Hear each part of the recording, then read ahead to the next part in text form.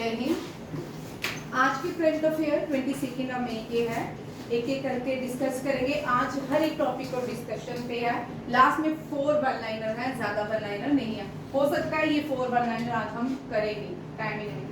First question है, ये second भारतीय बनी है कन्नड़ लैंग्वेज में जिसको इंटरनेशनल बुकर प्राइज दिया गया है। क्या दिया गया है? International Booker Prize. एक होता है बुकर प्राइज, एक होता है इंटरनेशनल बुकर प्राइज, दोनों में अंतर है। ठीक है, इंटरनेशनल बुकर प्राइज लेने वाली ये दूसरी भारतीय फीमेल बनी है बानू मुश्ताक। क्या नाम इनका? बानू मुश्ताक। ये कन्नड़ लैंग्वेज के लिए इनको दिया गया है बुकर प्राइज। 2022 में जो क्वेश्चन था वो थी गीतांजलि श्री। इतना इंपॉर्टेंट क्वेश्चन था ये। गीतांजलि श्री हर एग्जाम में पूछी गई। ये हर एग्जाम में, एसआई का एग्जाम हुआ, जेकेएसएसपी के जितने भी एग्जाम में सब में ये गीतांजलि श्री पूछी गई। उसके बाद जितने भी यूपीएससी एसएससी के एग्जाम हुए उनमें भी ये गीतांजलि श्री हर एग्जाम में क्वेश्चन रहा इसका। ठीक है, ये दोनों इतने इंपॉर्टेंट है। ये दूसरी भारतीय फीमेल है जिसको बुकर इंटरनेशनल बुकर प्राइज से सम्मानित किया गया है। याद रखिए, आप इसका नाम रख लो। और इसकी बुक का नाम है book heart land. The book जो है हार्ट लैंड। ठीक है, हार्ट लैंड। ये शॉर्ट स्टोरीज में है। किसने? कन्नड़ लैंग्वेज में लिखी है और ट्रांसलेट किया है दीपा बस्ती ने। दीपा बस्ती ने। याद रखिएगा, वेरी वेरी इंपॉर्टेंट क्वेश्चन। और मान के चलो ये आपके एग्जाम में रहने वाले हैं। या इस तरह भी आ सकता है। ठीक है, she become the second Indian, ठीक है, who get Booker International Booker Prize, who was the first, who was the first. आज का जो क्वेश्चन आते हैं इस तरह आते हैं, रीजनिंग एजर्शन पे भी रहते हैं। ठीक है, और आपको ये टेबल पूरा याद करना। जो नए बच्चे हैं वो देखिए, ये करंट अफेयर की क्लास है।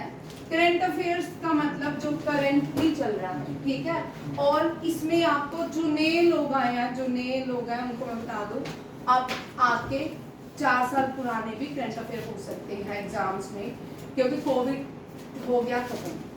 ठीक है, अब जितने भी करंट अफेयर्स आते हैं बड़ी डेप्थ में आते हैं। ठीक है, इनको हर रोज एक नोटबुक बना लेनी है, मोटी सी ले लो, जिसमें आपने स्पोर्ट्स के अलग लिखने हैं, अपॉइंटमेंट अलग लिखनी है, स्कीम्स अलग लिखनी है। इस तरह आपके पास एक gap topic wise current affair ready हो जाएगा। आप बाजार से खरीदोगे, आज बुक खरीदोगे, नेक्स्ट 6 मंथ पुरानी हो जाएगी। ठीक है, उसका कोई भी बेनिफिट नहीं रहेगा। ये आपको बड़ा बेनिफिशियल रहेगा। आप जितने भी क्वेश्चंस होते हैं इनको अपनी नोटबुक में लिखो। जैसे अभी मैंने इंटरनेशनल बुकर प्राइज है, इंटरनेशनल बुकर प्राइज का 5-6 पेज रख लो। ठीक है, कहाँ मिलते हैं, कौन देता है। ठीक है, ये सब एक एक करके स्टेप्स करने हैं। ठीक है, फर्स्ट कौन थी, सेकंड कौन थी। जब अगेन नेक्स्ट ईयर फिर से बुकर प्राइज आएगा तो आपका बुक टॉपिक, आपकी सीरीज रेडी तैयार रहेगी और आपको बहुत फायदा होगा एग्जाम देते हुए कि आपको बार बार सीरीज, जब भी करंट अफेयर याद करना है इसका एक तरीका है। आज याद किया, रात को रिवाइज किया, फिर आज उसके ऊपर डेट डाल दी, उसके ऊपर डेट डाल दी। जैसे आज सपोज थर्सडे है, ठीक है, फिर नेक्स्ट थर्सडे को फिर रिवाइज किया। ठीक है, फिर उसको 30 डेज के बाद रिवाइज किया, 30 डेज उस पर डाल दी को डेट, 30 डेज के बाद में फिर इस टॉपिक को रिवाइज। अपने आप ये सारा याद हो जाता है। मैंने भी ये ट्रिक किसी ने मुझे बताई तो मैंने इसको करंट अफेयर करते हुए फॉलो की और ये मुझे याद रहती है सारी चीज़। ठीक है, एक बार नहीं, आप 10 बार रिवाइज करोगे। स्टैटिक्स जीके तो आप 1000 बार रिवाइज करोगे तब भी बीच में हम भूल जाते हैं। ठीक है, 1000 बार करना, कोशिश करनी है हर रोज सिर्फ 20 मिनट चलते हुए, जैसे अवधानी सुनते हो, कुछ भी करते हो, अपना फेवरेट जो आपकी हैबिट है उसके साथ ही ये सुन लिए या रिवाइज कर लिया। चलते चलते अपने ब्रेन को भी एक्टिवेट कर सकते हो। आज हमने करंट अफेयर में क्या किया, कमांड भी कर सकते हो अपने ब्रेन को। ठीक है, मैं आपको बार बार बोलती हूँ, अब सीपीयू का जमाना खत्म है, आर्टिफिशियल इंटेलिजेंस आ गई है, अपने ब्रेन को एआई बनाना। ठीक है, फर्स्ट ये लिखना है, टेबल बनाना है, इंटरनेशनल बुकर प्राइज। फर्स्ट कौन है, सेकंड कौन है? फर्स्ट है गीतांजलि श्री। कौन है? गीतांजलि श्री। मैंने सारा टेबल ही बनाया। सेकंड जो है ये कौन है? बानू मुश्ताक। आज मानिक तू हिल रहा है और टांग ही नहीं हिला। बानो टाक पैसे नहीं हिलाते। अब देखो मैंने पूरा टेबल बनाया है। गीतांजलि श्री 2022, 2025, 2023 एंड 2024। ठीक है, ये भी टेबल आपको ये भी क्वेश्चन आता है कि 2023 में किसने बुकर प्राइज दिया गया। ये बुल्गारियन है, ये फर्स्ट बुल्गारियन। आपको उस तरह भी क्वेश्चन आ सकता है, name the first Bulgarian who receive International Booker Prize. ये है जॉर्जी गॉस्पोरिला और इनका बुक का नाम था टाइम शेल्टर। क्या था? Time shelter. ये भी लिख लो, टाइम शेल्टर, वेरी इंपॉर्टेंट। ठीक है, जॉर्जी गैस्पो जिनीवा। जानी अल्पेनबेक जो कि इसको काइरोस के लिए दिया गया था। ये लास्ट ईयर था 2024। ठीक है, ये पूरा टेबल बनाइए 2024, 2025, 23, 22। आप पीछे भी जा सकते हो, आपको 2000 का भी आ सकता है। ठीक है, आपको 99 का भी आ सकता है। ठीक है, या 2015 का भी पूछ सकते हैं, कोई भी पूछ सकते हैं। ये ऐसा नहीं है कि खाली आपको यहाँ तक पूछेंगे। बुक जो ये अवार्ड्स होते हैं ये हमेशा करंट में रहते हैं। ठीक है, अगर इनमें से कोई पास अवे हो जाए जिसको अवार्ड मिला, वो भी करंट अफेयर बन गया, उसका ही पूछ सकते हैं कौन सी के लिए दिया गया। ठीक है, ये बानू मुश्ताक को द हार्ट के लिए, हार्ट लैम्प के लिए दिया गया। गीतांजलि श्री की जो बुक है हिंदी में है रेत का टीला। क्या है? रेत का टीला। ठीक है, टूम्ब ऑफ सैंड। डॉर्सी नाम है जिसने ट्रांसलेट किया था इसकी बुक को। ठीक है, और जॉर्जिया गैस्पोरिला की भी याद रखिएगा किसने किया है, चेक कर लीजिएगा। और जॉनी अल्पेनबेक के लिए। अब कितने भारतीय हैं जिनको इंटरनेशनल बुकर प्राइज से सम्मानित किया गया है। ठीक है, बुकर प्राइज और इंटरनेशनल बुकर प्राइज दोनों ही अलग अलग हैं। ठीक है, ये कल करेंगे कितने भारतीय हैं। ये है बुकर प्राइज। ये क्या है? Booker prize. समंता हार्वेज, ये पहली ये 2024 में मिला इसको, 2024। और इसकी बुक का नाम है the Orbiter. First space book है जिसको बुकर प्राइज से सम्मानित किया गया है। Name the first space book who was honoured with the Booker Prize. कौन सी है? The Orbiter. या आपको इस तरह भी क्वेश्चन आ सकता है, हु रोट बुक ऑर्बिटर। ठीक है, ये भी आ सकता है। या who was the author of Orbiter. Very important, Samantha Harvey. This is a first space book. ठीक है, who get at Booker Prize. Next है कि 2020 पोलिंग को दिया गया था। पोलिंग को प्रॉफिट सॉन्ग के लिए दिया गया था। किसके लिए? सॉन्ग ऑफ प्रॉफिट, उसके लिए दिया गया था। और 2022 जो है ये श्रीलंका के हैं, इनका नाम है शेहान कर्नातिलका। शोहाना कर्नातिलका। इनकी बुक का नाम था 7 Days in Mali। Almeida the 7 Days in Mali। बुक का नाम लिख लो, Almeida the 7 Days in Mali, written by Shehan Karunatilaka. ठीक है, he get Booker Prize in the year 2022-23 polling for the book Prophet Song and the Samantha Harvey for the Orbiter। Very important. कुछ books देखिए जो बड़ी इंपॉर्टेंट बुक्स हैं जो बार बार repeat होती हैं एग्जाम में। ठीक है, कुल्ली, मालगुडी डेज। हाँ, Malgudi day very important. Malgudi day 2023 में मालगुडी डे ने हर एग्जाम में मालगुडी डे पूछी थी। किया ना रहा आर के ना मैम, इसमें कंफ्यूजन होती है बड़ी। करवाती हूँ ना, आर से राखी मैम, आर से मालगुडी डे। के फॉर पंकज। ठीक है, मैंने भी इसी तरह याद किया, मुझे कंफ्यूजन होता था। ठीक है, मालगुडी डेज वेरी इंपॉर्टेंट। पहले हम छोटे होते थे, हमारे टाइम कार्टून कौन से आते थे? Tom and Jerry. संडे को कभी कार्टून आते थे जब प्राइवेट चैनल्स मालगुडी डे चलती थी मैम। तो ये मालगुडी डे देखते थे आप, या टॉम एंड जेरी आता था 8 में 10-11 बजे के बाद। कुल्ली कुल्ली किसने लिखी है? मुल्क राज आनंद ने। किसने लिखी है? लिखिए बुक्स मुल्क राज आनंद की इम्पोर्टेंट बुक है कि पूछी जाती है। मालगुडी डे आर के नारायण, आर के नारायण,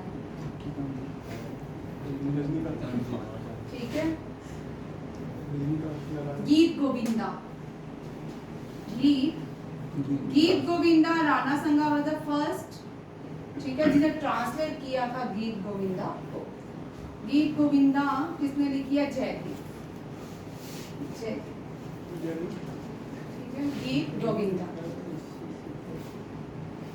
गुरु ग्रंथ साहिब, ये भी क्वेश्चन आ जाता है कभी। श्री गुरु ग्रंथ साहिब, ग्रंथ श्री अर्जुन,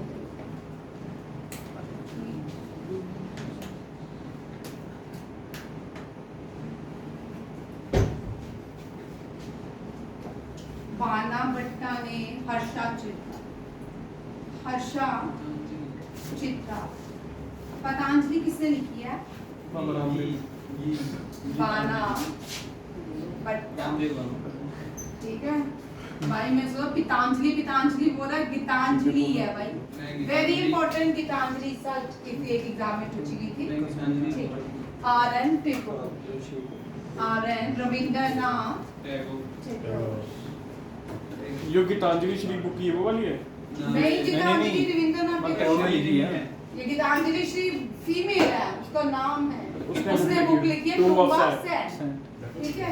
ये गीतांजलि टैगोर है। एक और बुक मुझे याद आई थी, वो भी बड़ी इंपॉर्टेंट है, हिंद स्वराज।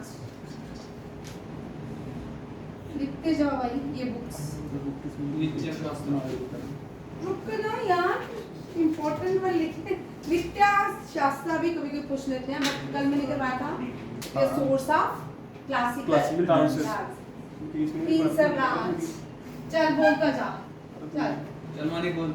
नहीं, रजनी बोलता जा, मैं लिखती जा। Discovery of India. हाँ, डिस्कवरी ऑफ इंडिया, ये नहीं लिखूंगी, ठीक है। अब देखो, discovery of India, my experiment with truth, playing it's my own way, और straight from the heart, these are the biography, ठीक है। एक सचिन तेंदुलकर की है, महात्मा गांधी की है, जे.आर. नेहरू की है, और कपिल देव की है। लिखो, straight from the heart, straight from the heart. ये किसने लिखी है? ये ऑटोबायोग्राफी किसकी? कपिल देव की। की मैं लिख रही थी, ठीक है। Playing it's my own way, Sachin Tendulkar. It's my own way. Autobiography होती है जो किसी पे लिखी जाती है, ठीक है। और ये जो है सचिन,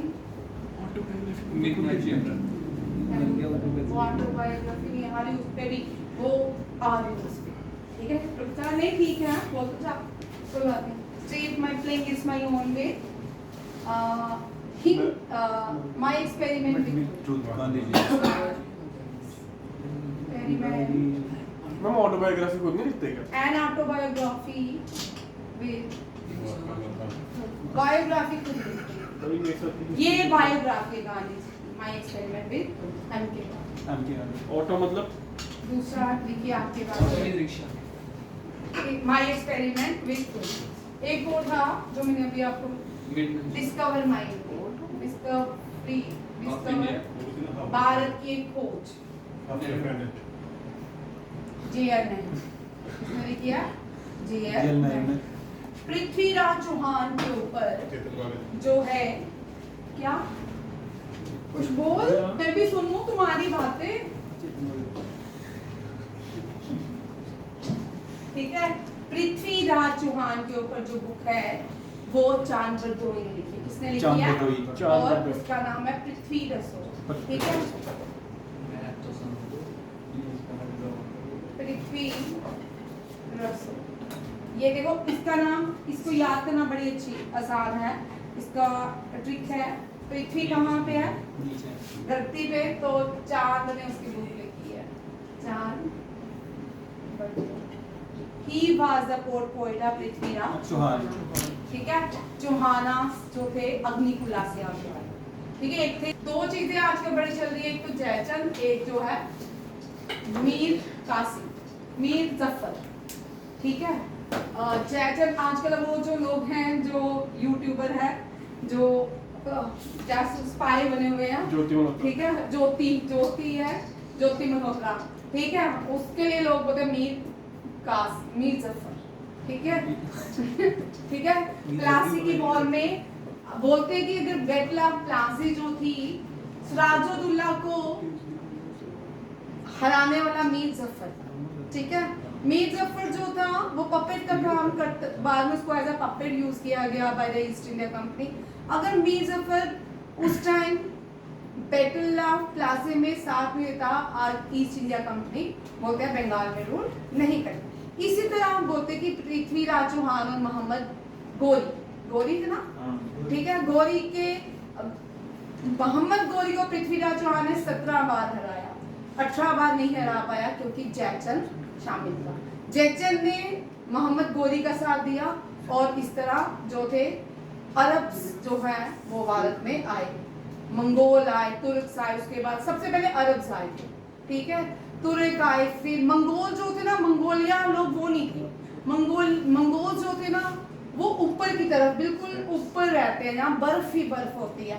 तो वहां पे नोमैड्स वो लाइक नोमैड्स होते थे, वो उनके पास घोड़े होते थे। वो एक दिन चलते चलते पहुंच गए यहाँ, जब उन्होंने देखा कि यहाँ पे ये फ्लोरिश देश है, यहाँ पे खाने को भी मिल रहा है, कपड़े पहनने को भी मिल रहा है, या लोगों को लाइवलीहुड बड़ा अच्छा है, तो वो यहाँ आए, लूटपाट करें, यहाँ से सामान लेके जाए। इस तरह ऐसे आते गए जाते गए इन्वेडर्स, और इस तरह भारत को लूटते गए। और इस तरह ये जो आजकल ये क्या नाम है, ज्योति मल्होत्रा, तो उनको लोग इनका नाम ही दे रहे हैं, जयचंद या मीर कासिम, ठीक है। ये भी बड़े इंपॉर्टेंट। आप बोलते कि भारत में जयचंद ना हो तो आज सारे लोग जो है भारत में इंडस वैली सिविलाइजेशन ही होती। इंडस वैली सिविलाइजेशन एक ये जो सिविलाइजेशन है इसको क्रेडल ऑफ सिविलाइजेशन कहा जाता है, क्योंकि आज भी ये सिविलाइजेशन है, जिंदा सिविलाइजेशन है। मेसोपोटामिया खत्म हो चुकी है, इजिप्शियन सिविलाइजेशन खत्म है, चाइनीज सिविलाइजेशन खत्म है। जो वो कौन सी सिविलाइजेशन खत्म है? आप बोलोगे चाइना तो आज भी है। वो सिविलाइजेशन चाइना के जो हवांगो रिवर के साथ रहती थी वो बिल्कुल खत्म है।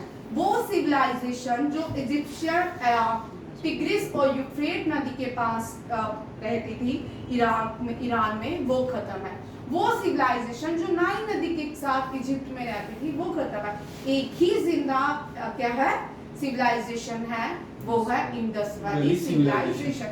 ये जो इंडस वैली सिविलाइजेशन है इसके आधा ये है, अब ज्यादातर ये पाकिस्तान में चली गई है, ठीक है, सिंध प्रांत में पाई जाती है, मोहनजोदारो में, और ये नॉर्थ वेस्टर्न पार्ट ऑफ कुछ जो है north western part of Bharat में पाई जाती है। इस तरह सिविलाइजेशन जो है, एक ही जो सिविलाइजेशन पूरी दुनिया में वो जिंदा भारतीय सिविलाइजेशन। हिंदू कोई भी कल्चर, हिंदू कोई रिलीजन नहीं था, हिंदू कोई रिलीजन नहीं है। वो लोग थे जो इंडस सिविलाइजेशन को बिलोंग करते थे, उनको हिंदू कहा जाता। ग्रीक जो आए थे, जैसे हमारे अल्फाबेट अ आ इ ई स्वर हैं, स्वर 17 हैं हमारे हिंदी में, कितने हैं? 17। इंग्लिश में 5 वॉवल है, ए ई आई ओ यू। ग्रीक्स में तो जो इंडस का ई नहीं है, ठीक है। अब उनसे इंडस तो बोला नहीं जाता, सिंधु बोला ही नहीं जाता था, तो वो हिंदू बन गया। क्या बन गए? सिंधु की जगह हम हिंदू हो गए, हम हिंदू हुआ। हिंदू कोई भी रिलीजन नहीं। आगे आ रखिए, ये भी बड़े इंपॉर्टेंट है। आज बेचारा जैन नहीं आया, नहीं तो जैन बेचारा बताता, ठीक है। पृथ्वी रसो चांद बरदोई ने लिखी।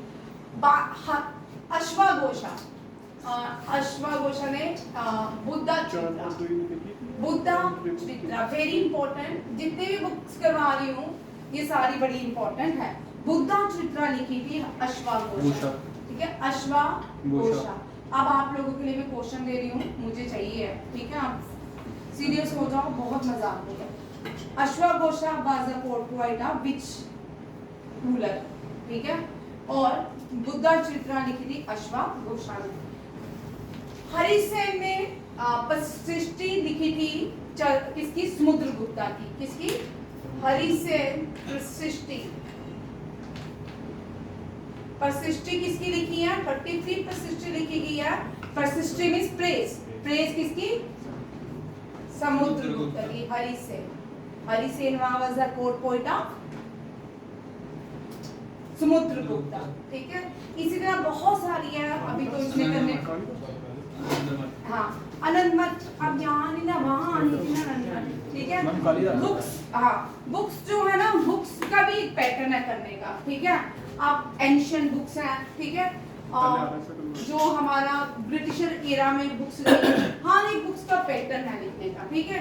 इस तरह उस पैटर्न में हम जब भी बुक्स करते हैं हमें याद रहता है। इस तरह तो बड़ी हजारों संख्या में बहुत बुक्स एंड ऑथर्स हैं जिनको हम याद कर सकते हैं। पहले तो हम पूरी बुक्स एंड ऑथर्स याद करते थे पूरे करंट अफेयर के, क्योंकि अब धीरे धीरे ये वाला जो टॉपिक है खत्म होता जा रहा है। और जब भी देखो आपको जितनी भी बुक्स मिलेंगी ना, या तो बुकर प्राइज से मिलेगी, या आपको जनपद अवार्ड से मिलेगी, या साहित्य अकादमिक अवार्ड की कोई बुक आएगी, नहीं तो या एंशिएंट इंडिया की बुक्स आएगी, और या जो भी बायोग्राफी या ऑटोबायोग्राफी है, जैसे हिटलर की ऑटोबायोग्राफी का नाम है मेन कैम्प, ठीक है। ये आपको पूछ सकते हैं, ये भी बड़ा इंपॉर्टेंट है।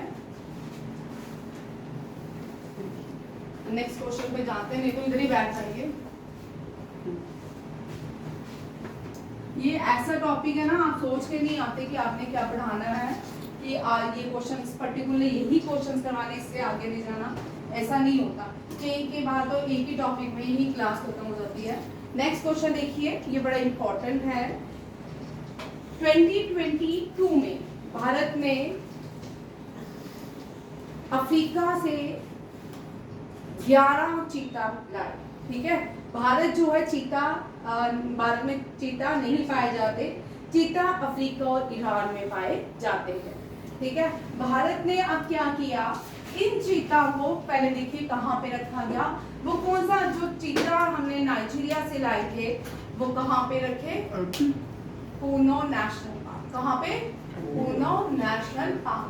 अब इनकी संख्या बढ़ती जा रही है, हर 2 इयर्स के बाद या 1 ईयर के बाद भारत चीता ले रहा है अफ्रीकन देश से, तो इनकी संख्या बढ़ रही है, तो नेशनल पार्क भी बनेंगे। इसके अलावा एक और नेशनल पार्क बनाया है, डेट इज बादला नेशनल पार्क। ये दोनों ही नेशनल पार्क एमपी के अंदर है, मध्य प्रदेश। मध्य प्रदेश जो है भारत की लार्जेस्ट फॉरेस्ट स्टेट है, लार्जेस्ट फॉरेस्ट स्टेट है, ठीक है। याद रखिएगा, यहाँ पे सबसे ज्यादा फॉरेस्ट कवर किया जाता है, और यहाँ पे ही सबसे ज्यादा नेशनल पार्क है। सबसे ज्यादा नेशनल पार्क कहाँ पे है? मध्य प्रदेश में। कौन कौन से कूनू नेशनल पार्क को भी आप इंक्लूड कर लेते हैं, 9 हो गए, ठीक है। फर्स्ट जो मादर काना सर, पन्ना, पंच, ठीक है। बांधवगढ़, फॉसिल, ओंकारेश्वर, ये सारे नेशनल पार्क है किसके? एमपी के, ठीक है। हमने एक ट्रिक भी करते हैं हम इसका, कभी कभी लिख लो, ये फिर ये क्वेश्चन करते हैं। सबसे माधव, काना, संजय, सत,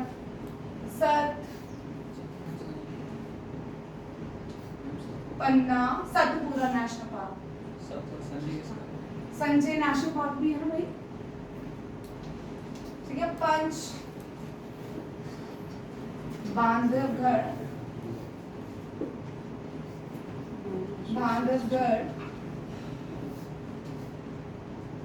फॉसिल,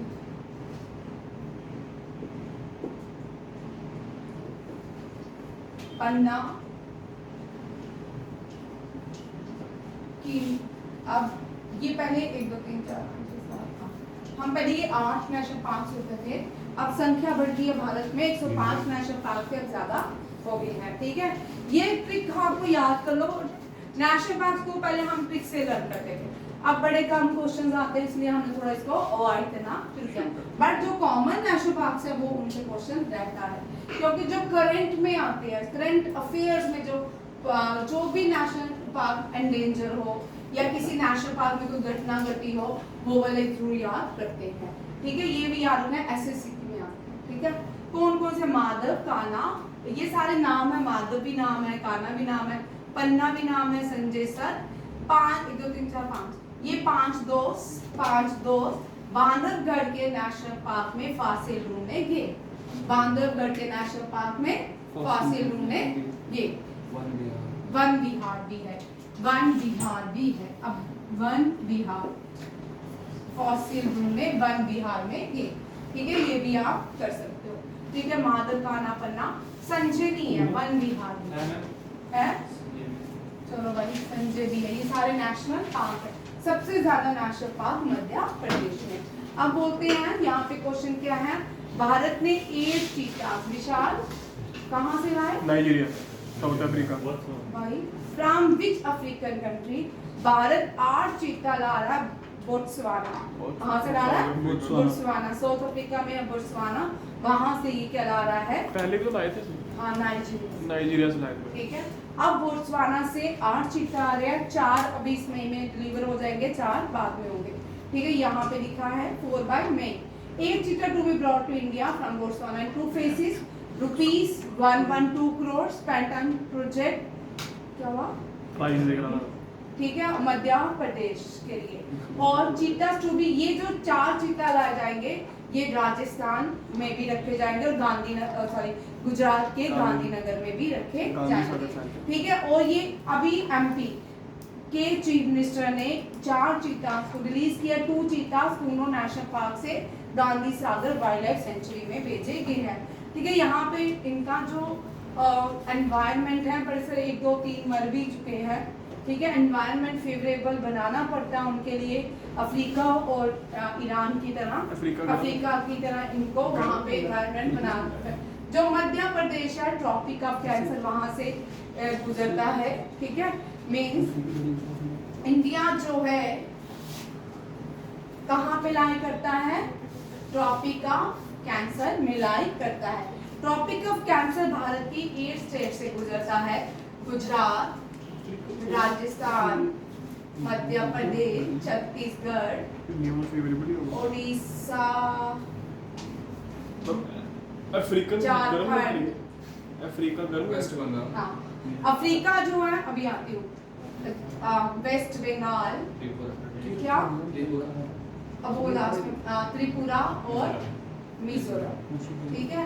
ये मिजोरम है कि मणिपुर, ठीक है। 1 2 3 4 5 6 7 8, ठीक है। ये मैंने आपको करवाई है, ठीक है। ये 8 स्टेट से ट्रॉपिक ऑफ कैंसर भारत का जो है गुजरता है, गुजरात, राजस्थान, एमपी, छत्तीसगढ़, झारखंड, वेस्ट बंगाल, त्रिपुरा, मिजोरम। याद रखिएगा, ये यहाँ पे जो क्लाइमेट होगा वो क्या होगा? ट्रॉपिक ऑफ कैंसर और इक्वेटर के बीच जो क्लाइमेट होता है वो ट्रॉपिकल होता है। कौन सा होता है? ट्रॉपिकल। अब अफ्रीका में जो है ट्रॉपिकल क्लाइमेट पाया जाता है, इक्वेटर के पास है अफ्रीका, साउथ अमेरिका और अफ्रीका जो कंट्रीज है ये इक्वेटर के पास लाई करते हैं। कुछ अफ्रीकन देश, ज्यादातर अफ्रीकन देश सदर्न हेमिस्फीयर में लाई करते हैं, कैप्रिकॉर्न के, इक्वेटर के कैप्रिकॉर्न के पास। जो भी वहाँ ये कंट्रीज लाई करती है वहाँ पे सन रे सीधा वर्टिकल पड़ती है, जिसकी वजह से हीट रहती है, हीट जोन ज्यादा रहता है। अफ्रीका, ट्रॉपिक ऑफ कैंसर ये जो प्लेसेस है यहाँ पे हीट जोन ज्यादा रहता है, क्योंकि यहाँ पे डायरेक्ट सन रेज पड़ती है। और यहाँ पे जितना भी ट्रॉपिकल एरिया होता है, अब अफ्रीका में ट्रॉपिकल क्लाइमेट पाया जाता है, जितना भी ट्रॉपिकल क्लाइमेट होता है वहां पे ट्रॉपिकल वेजिटेशन मिलता है। क्या मिलता है?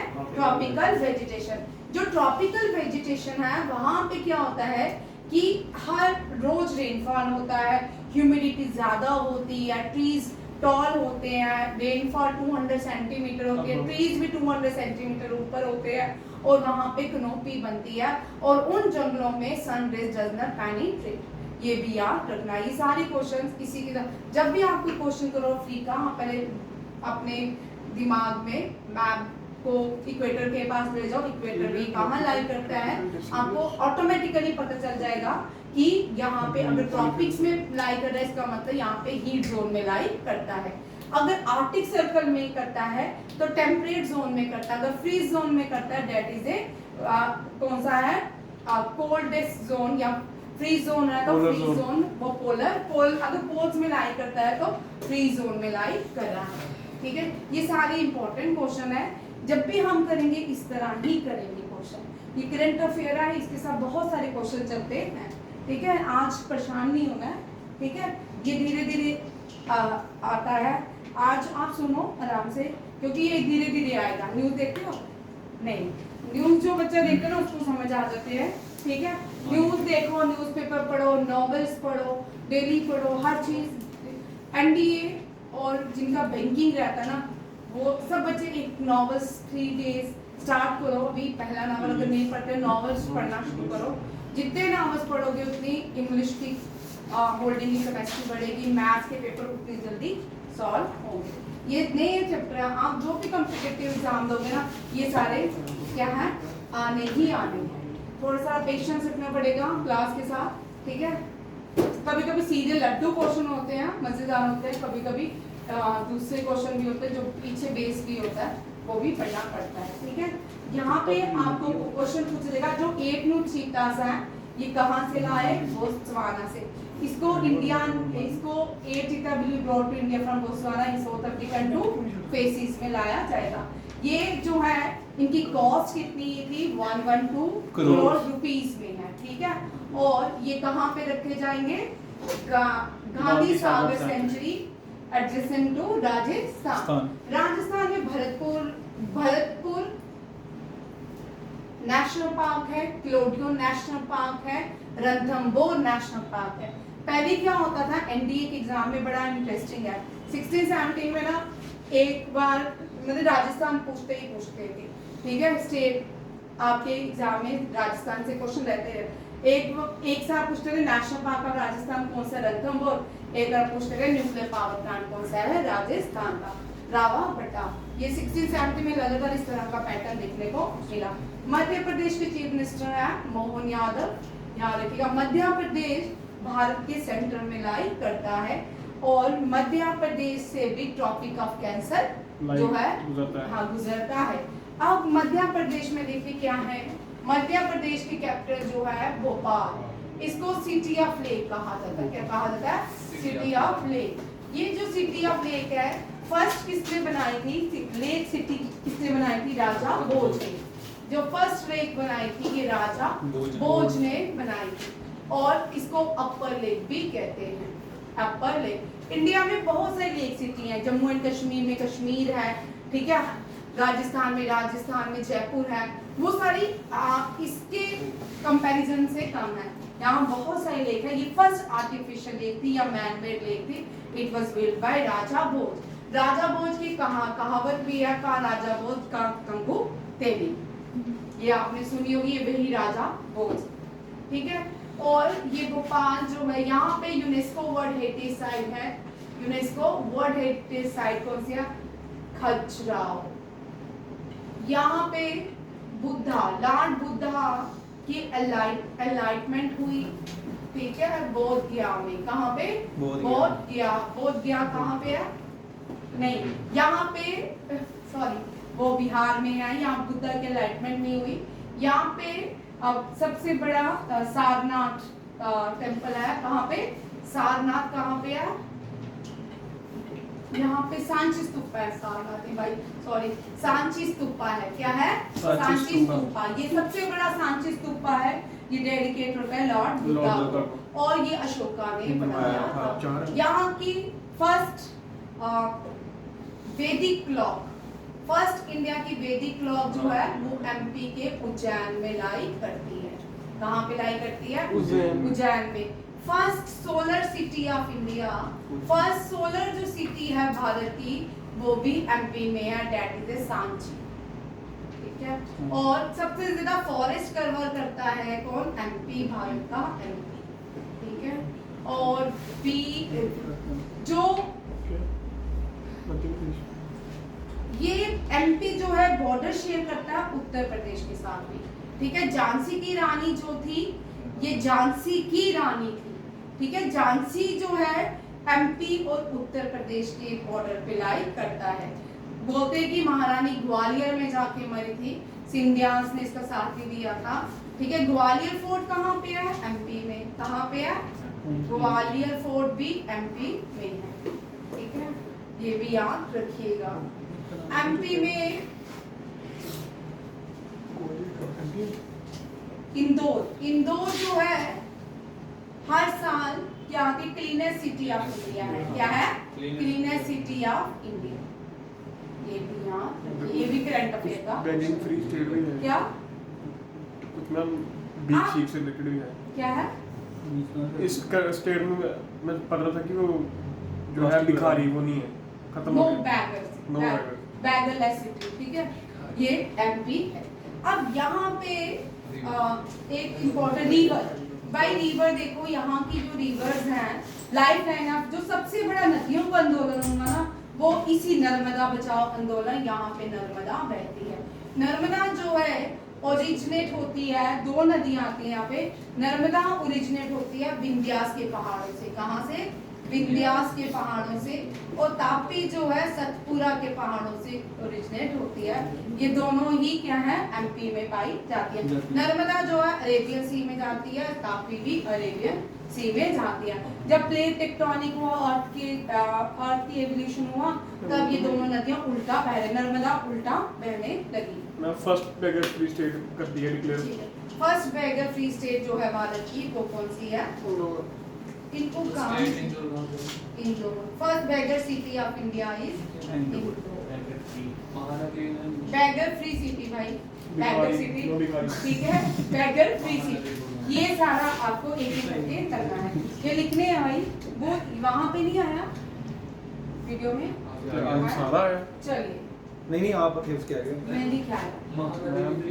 मैं मानूंगी तुझे। महानदी कृष्णा, कावेरी, गोदावरी कहाँ पे है? सोच मैम इंग्लिश में आ गई। नहीं है, कोई बात नहीं, मैंने एक minute. It is a landlocked country in southern Africa, Botswana, ठीक है। ये ब्रिटिश कॉलोनियल थी कभी किसी टाइम। इसका ओल्डर नेम बुचाना लैंड था। कैपिटल इसकी गेब्रोन है, करेंसी इसकी प्यूला है, प्रेजेंट डूमा बाको है। ये न्यू इलेक्टेड है। और अफ्रीका में 16 लैंडलॉक कंट्रीज है। सबसे ज्यादा लैंडलॉक कंट्रीज कहाँ पे है? अफ्रीका में। लैंडलॉक कंट्री क्या होती है? यहाँ पे कोई सी नहीं होता, ओशन बॉडी नहीं होती, उनको चारों तरफ से लैंड ही लैंड है, कोई भी सी टच नहीं कर रहा यहाँ पे, ओशन बॉडी नहीं कर रही। 6 ये है। और एशिया में कितनी है लैंडलॉक कंट्री? 40। 12। एशिया में कितनी है? 12। एशिया में 12 लैंडलॉक कंट्री है और अफ्रीका में सबसे ज्यादा लैंडलॉक कंट्री है।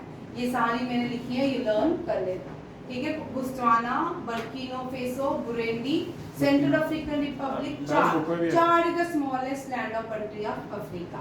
इथियोपिया, एस्तिबिनी, इसको स्वाज़ीलैंड कहा जाता था। Lithuania, Mali, Niger, Rwanda, south Sudan, Uganda, Zambia and Zimbabwe. Africa की कंट्री है सेचल, वो एक आइलैंड पे है और उसकी जो करेंसी है सेचल रुपीस है। क्या है? सेचल रुपीस।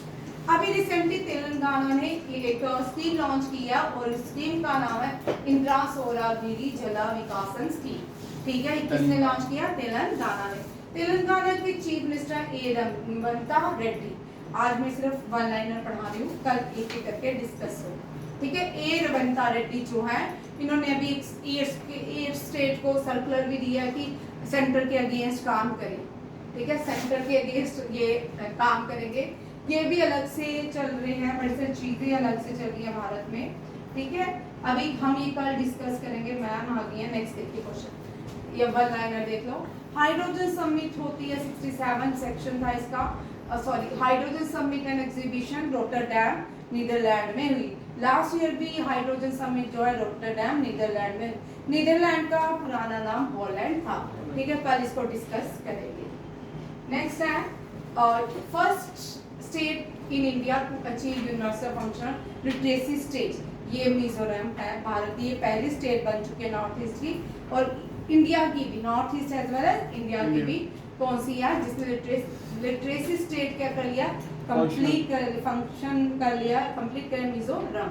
कौन इंडिया जो है नेक्स्ट इस साल चेयर करेगा एशियन प्रोडक्टिविटी ऑर्गेनाइजेशन, ये इसको भी कल डिस्कस करेंगे, ठीक है। नेक्स्ट क्वेश्चन है इसका इनॉग्रेशन हो गया है बीच खेलो इंडिया बीच गेम्स का, इसका inauguration Mansukh Mandaviya sport minister ने किया है। इसी के साथ आज का करंट अफेयर रोकते हैं, आज टाइम कम था। थैंक यू, जय हिंद, जय भारत।